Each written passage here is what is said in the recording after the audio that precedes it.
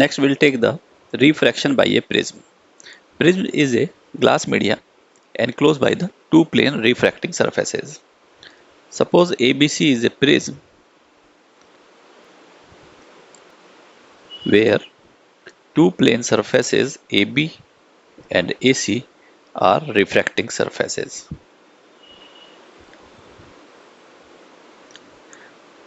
Where A is the angle of prism, or also called the refracting angle of the prism.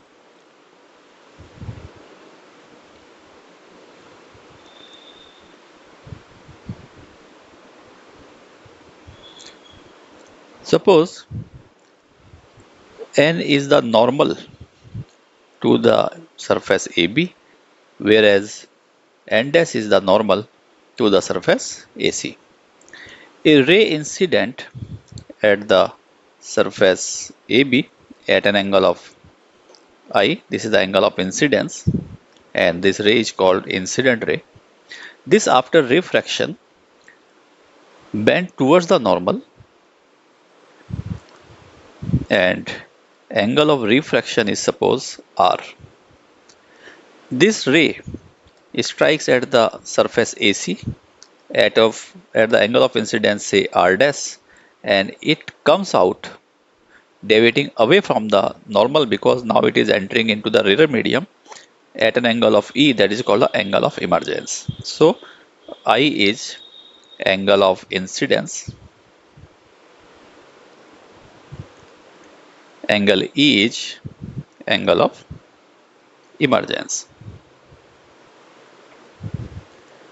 R is angle of refraction for surface AB, while angle R dash is angle of incidence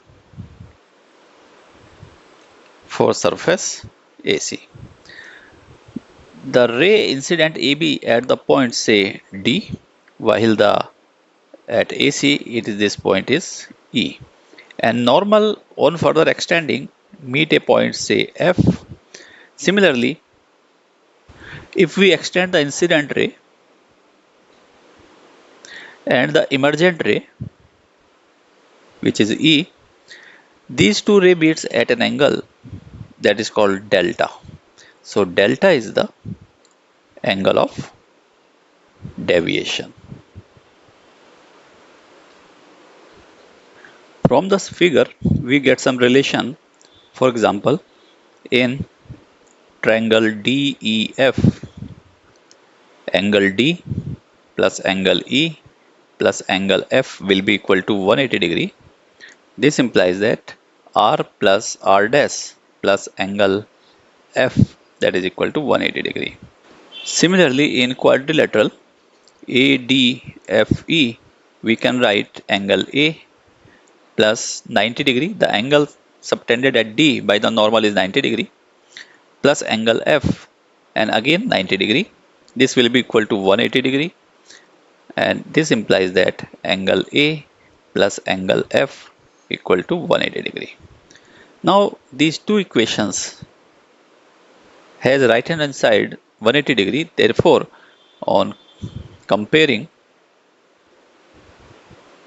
we will get R plus R dash plus angle F, that is equal to A plus angle F. This A is the refracting angle or angle of prism. F and F get cancelled, so we get the first important relation, that R plus R dash equal to A. This is the equation number 3. Similarly, we consider the point of intersection of incident ray and emergent ray as G. Then in triangle DGE, delta is the exterior angle and it will be the equal to the sum of two opposite interior angles, and it will be angle GDE plus angle GED. GED will be equal to the I minus R, because I is the opposite angle of the angle between normal and incident ray, and subtracting r we will get the angle GD. Similarly, GED will be equal to E minus R dash. So it will be equal to I plus E minus R plus R dash. Because R plus R dash from equation number 3 is A, so we can write delta equal to I plus E minus A. This is another important relation that we have to remember. Now using the Snell's law for the interface AB and AC, for AB we can write that 1, this is the refractive index of air, into sine I, it will be equal to mu into sine R. Similarly, for interface AC, we can write mu into sine R dash, that will be equal to 1 into sine E. So from first expression, we will have mu equal to sine I by sine R. And from second expression, we will have mu equal to sine E by sine R dash. Comparing these two expressions, we will have sine I by sine R equal to sine E by sine R dash. And this gives a special case that if I equal to E, this implies that R equal to R dash. And this is the condition for minimum angle of deviation. That is delta is equal to delta M. So we summarize the relation which we have derived, that angle of prism is A equal to R plus R dash. This is our equation number 1. Angle of deviation is I plus E minus R plus R dash, which can also be written as I plus E minus A. This is the equation number 2. For minimum angle of deviation, we have already discussed that angle of incidence will be equal to angle of emergence and R will be equal to R dash. This is our condition 3. So using these three, for delta equal to delta M, we will have A equal to R plus R dash equal to 2R, because R dash is equal to R. This implies that in case of minimum angle of deviation, R will be equal to A by 2. And also for delta equal to delta M, the relation will be I plus E minus A, where E will also be I. So it is equal to 2I minus A, or we can write that I equal to A plus delta M by 2. So using these values of I and R, we use Snell's law for interface say AB, which is 1 into sine I equal to mu into sine R. Hence, mu will be equal to sine I by sine R. And value of I is A plus delta M by 2 divided by sine A by 2. Hence, we get the refractive index of the material of prism as mu equal to sine A plus delta M by 2 by sine A by 2, where A is the angle of prism and delta M is the minimum angle of deviation. Now to find the condition for the maximum deviation. We know that delta equal to I plus E minus A, where I is the incident ray, E is the emergent ray, and A is the angle of prism. Suppose we redraw again the prism ABC, where A is the angle of prism or refracted angle.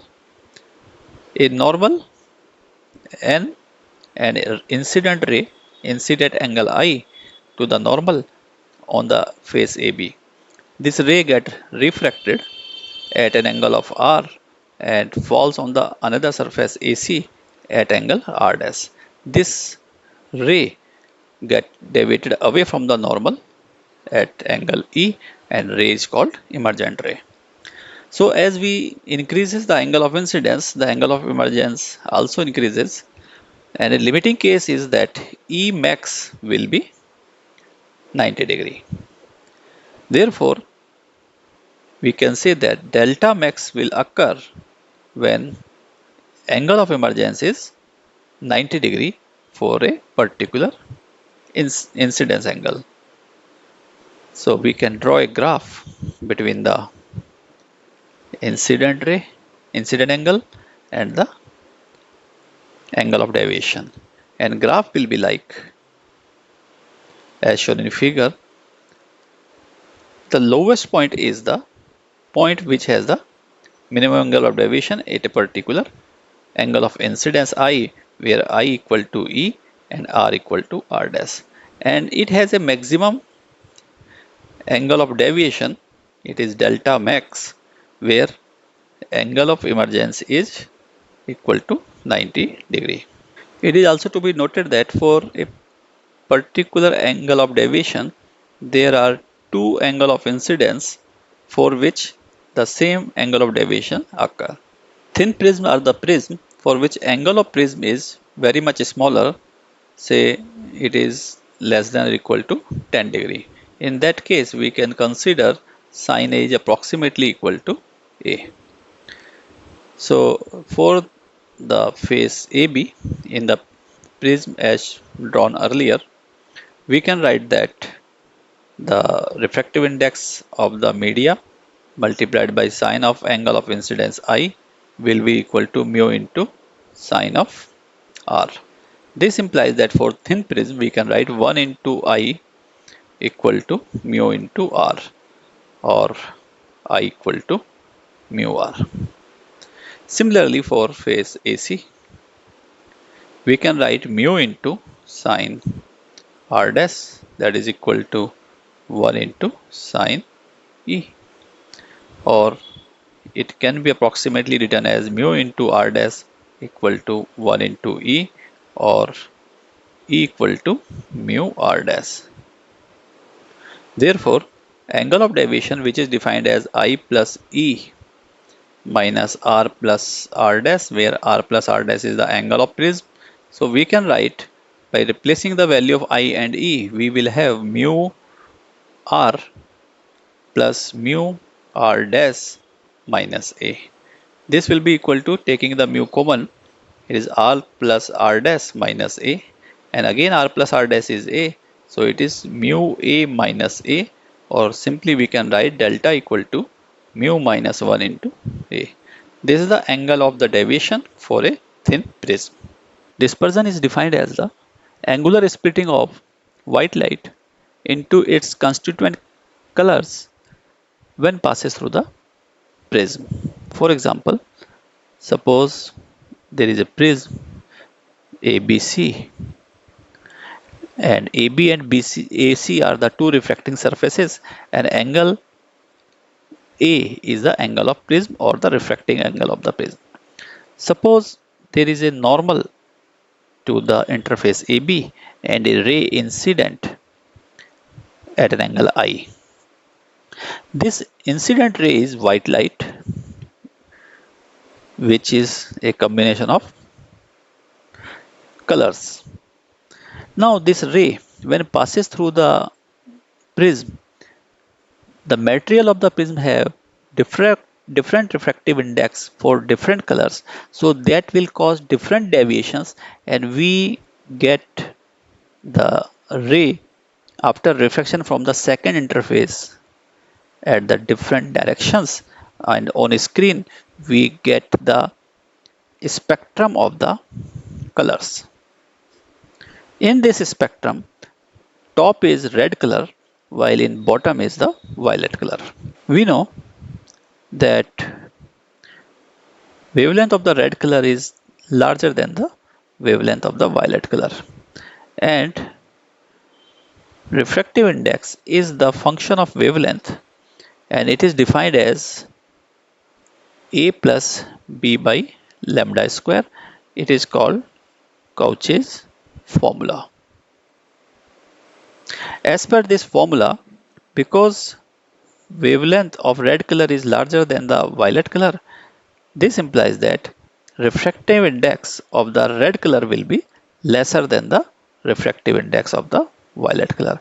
And because angle of deviation is mu minus 1 into A for the thin prism, this implies that deviation of the red color will be lesser than the deviation of the violet color.